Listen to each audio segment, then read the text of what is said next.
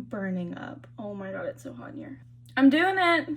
Starting my 13-year-old dream of wanting to have a YouTube channel. Today, my first video is unfortunately going to be on my iPad. On the iPad. But let's get ready while I answer some questions from my friends on Twitter. So I asked my friends on Twitter to ask me a few questions, and they did. Okay. This is so exciting. I'm so happy. I've always wanted to do this, and I have done this. I have filmed videos, and I have edited them. I have completely done the whole thing. Oh my god. But I chicken out every time. And then, you know, TikTok kind of took over, and short form content like was winning. And I think it still is. I think our attention spans are not well anymore. So short form is kind of how most people are leaning, which is fine. But I think there's something really peaceful about putting on a long video. And in a lot of ways, I think maybe a little bit more personal. So that's the route I think I'm choosing to go. First question is from my friend Mike, and he asked, what is the longest book I've read? I'm pretty sure the longest book I've read was 1,006 pages, if I am remembering correctly. And after that same series, I think it was maybe like 900, 800. My friend Graham gave me this sweatshirt like years ago, and it's my favorite sweatshirt ever. Because it's not even like sweatshirt material. It's like a little bit more coarse, but I love it. I love it. And it just is actual. Like, what does that even mean? I don't know, but I love it. I'm using the Rem Beauty foundation because, obviously, but also because it is genuinely the best foundation I have ever used, and you don't need much at all. A little bitty squirt, and that's all. I'm very red-faced always. I'm very pale as well, very pale as a whale. So redness and like flushing and blushing and all that kind of stuff is very easy for me to do. And this foundation somehow, that was not even close to a full pump. And come on, like, hello? Oh my god, this is taking me off. I'm sorry my background is trash. I live in a very brown apartment, but these two little hanger things are holding up a piece of art. But we moved our bed over, and so then it wasn't centered, and so now we live with those two things. I don't know. We keep being like, yeah, I'm gonna fix it, and we just do not. Do you have any book icks? I promise not all of these questions are book related, so if you don't read, I promise this is not gonna bore you the whole time, unless it will. I'm sorry. Book icks, yes, and I actually don't really know how to explain it. I am actually very new to reading. I did not grow up reading as a kid. Did not care for it. The books that I did read when I was little were like the Magic Tree House series. Like, I got down with that hard. The Boxcar Children, absolutely. But other than that, other than school reading, really, I was not gonna read. It wasn't until about a year and a half ago, 2 years ago, that I started reading, and of course it was because of TikTok. I got really influenced. However, I would not consider myself a book talk girl, and the reason why I wouldn't heavily is because I don't know how to word it. I don't know how to word it. When you're reading a book and it's so obviously written for book talk. I read a book not too long ago, and the first chapter had this guy, supposed to be enemies to lovers, kid you not, and within the first chapter, it was already like, he already was obsessed with her. He was reading romance books for her. Babe, I thought this was enemy, it wasn't, I don't know, and I hate when tropes are used as like the whole book. Like, there's no plot, there's nothing else, it's just trope world. I don't know, does that make sense? I don't know if I'm making sense. I feel like my book Twitter girls will understand what I'm trying to say, but I hate when a book is so clearly written just to get its praise from certain readers. I primarily read romance, so I'm not against that at all, and I'm not against romance girls at all. I am one. I hate when I'm reading and it's like this guy reading romance books for her, and he acts out scenes with her from their books, and he is a golden retriever cinnamon roll hockey player, coach's son has a baby. Like, it's too much. You're doing too much, and it's so off, and it's poorly written as well. It's like choppy sentences, no flow at all. Oh my God. And to the authors, I mean, obviously write whatever you want. If you're getting that bag, you're getting the bag, but it's in poor taste, I fear. I'm always scared that I do my brows really bad, and in a second you'll see me do bronzer, and I'm pretty sure I also am bronzer blind, but it's how I've always done them. I don't know. I'm too scared to change it. So don't just shut up. Okay. My friend Johnny, he said, if you could have a conversation with any celeb, dead or alive, who would it be? When he commented this yesterday, I actually thought about it in my head so I could answer it a little bit easier today. And I still don't necessarily think I have like one answer. So I'm gonna answer it with a dead celeb and an alive celeb. I recently took a class over the winter session, and it was gender and media, and we studied out of a book called When Women Invented Television. I highly recommend it if you're a media person or if you're in film or you just like women. Discussed 4 very important and glass-shattering women in the film industry. And of course, Betty White's praises have always been a thing. Like, that's everyone loves Betty White, you know? But this book really highlighted that for me, and I think she's brilliant, and I think she deserves her flowers more than we've done. She's just so brilliant, and I just have a lot of questions for her. But then for Alive, really want to talk to Drew Barrymore. I am Drew Barrymore.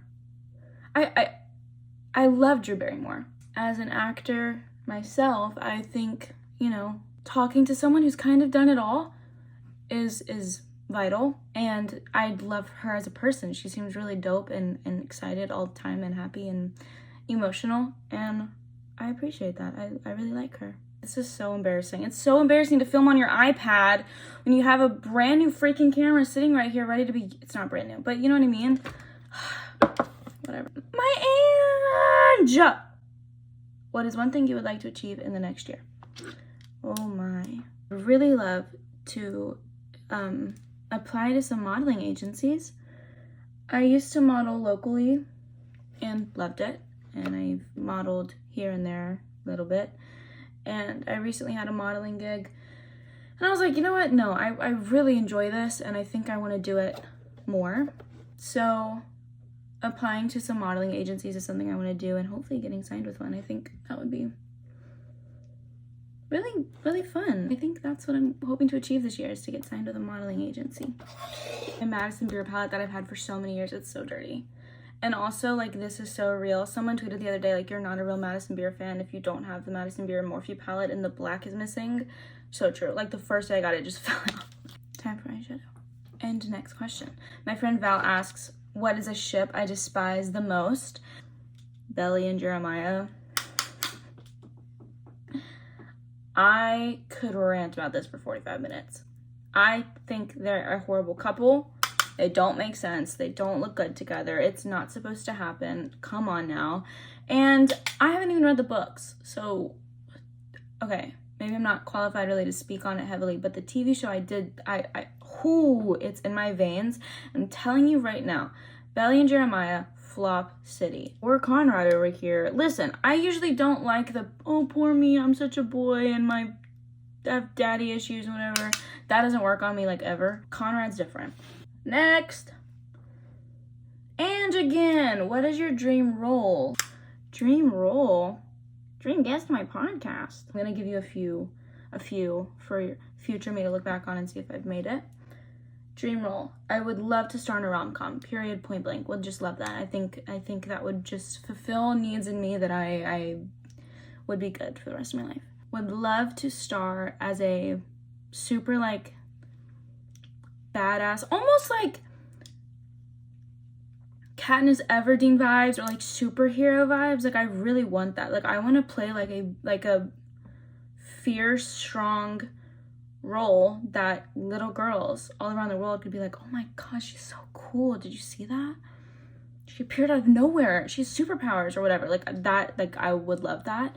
And then I've always said that a role where I can sing, or like the character sings, that's like what she does, I think that would be so full circle for me, because singing and acting is like my favorite thing in the world, but singing was my first ever passion. So some kind of Hannah Montana bit going on there, yeah, like that would rock my world so hard. Who is one actor or actress you would love to work with? I don't know. I'm gonna keep it 100 and honestly just say Zendaya. I think that's really fair. Okay. How did you get your start into acting? Danny! I love Danny so much. She's my friend from London and she's hilarious. Okay. It's like she knows I like to talk about myself. Okay. I was in 6th grade, I do believe. And like I said earlier, I have always been a fan of singing. And so I knew in my very early years, I was going to be an entertainer of some kind. I knew that world was for me. I just knew it. So when there was an open casting call for the Sound and the Fury novel film adaptation, and really close by to where I was, in like a few cities over, my dad told me about it and he was like, do you want to go? And I was like, oh my gosh, the sparkles. Like an iMovie effect, sorry. He was like, do you want to go? And I was like, well, of course. And so I did. And I read for that part and I didn't get it. But then the casting director was like, actually, we want you to read for another role instead in the movie. And I was like, okay. My audition was with James Franco on the computer and I didn't know who he was and I didn't really care. And because I just wanted to act. So I was like, whoever that is. Everyone else was freaking out in my life. Everyone else was like, oh my God, James Franco. Oh my gosh. And Dave Franco, they were like talking. I was like, I'm sure I don't know what you're talking about. Anyway, I ended up getting that part and I loved it. And I just remember being like, this is the life. Moon asks, is Sweetener the best album in history? Love that no one outside of Twitter is going to understand who these people are that I'm talking about, but just know that these are some of my favorite people that I've never met. Just know that. Sweetener came out at a time in my life that fit perfectly. I think Sweetener, for the time in my life that it was, yeah, it was the best album in history. But now, no. I think the best album in history is probably the Phineas and Ferb Season 1 soundtrack. If you could star in the film adaptation of any book ever, what book or book series would it be? What a great question! I think I'm gonna say Hate Mail by Donna Marchetti, because I loved Naomi so much. I really, really did, and I loved the story, I loved the book, I loved the cover. This book was perfect. I loved it, and I loved that there was like a mystery aspect of it. Gabriel asked my first acting gig. As we've discussed, The Sound and the Fury. Do you feel like you were born in the right generation? Absolutely. I love to be on my phone. I love to be on Twitter. I love to scroll. I love to drink coffee in a cute little mug. I love to be girl. I love to be girl. I love to just be girly in the 21st century. I was born in the right generation. Like, I was not born to be a millennial. Absolutely not. I am Gen Z through and through. And I'm proud of that. I'm proud of it because we're starting the revolution, by the way. You're behind or you don't care if you're like alpha. Like, why is there an alpha? If I was Generation Alpha, I would literally never tell anyone. That's so embarrassing to me.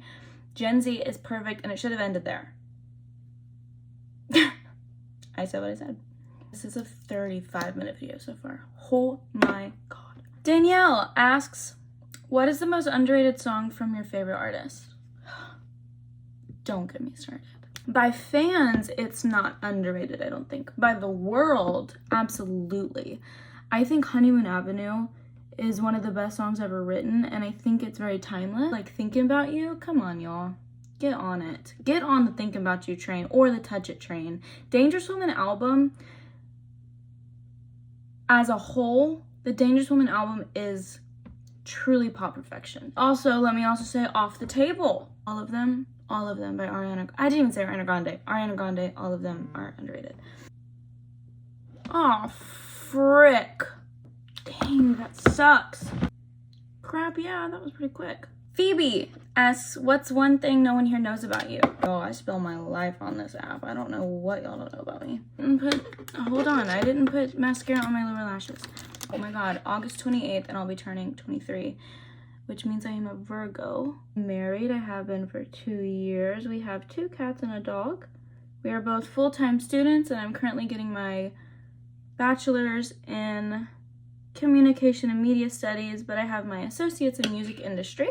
As I'm sure you've gathered, I'm an actress, but I am also a singer-songwriter, and I engineer any songs that I'm working on my own.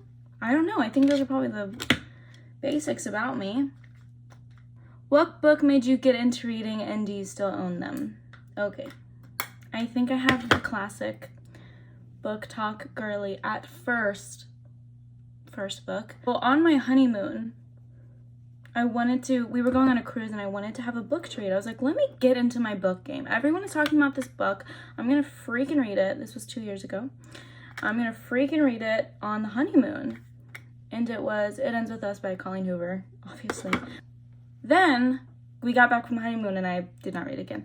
So then it was in the summer of 2023 that I actually have been reading ever since. Like, I have read every single day since. The Maybe Someday series, truly, I understand the opinions about this author. I carry them as well. I don't read her books anymore, and I recently read Ugly Love like a few months ago, but it was secondhand. Just to preface, I do not support this author anymore, and I don't plan on buying her books. When I was first reading, it was very, very good. So anyway, that got me into reading, and I have picked up every book that has romance in it since. Do I still own them?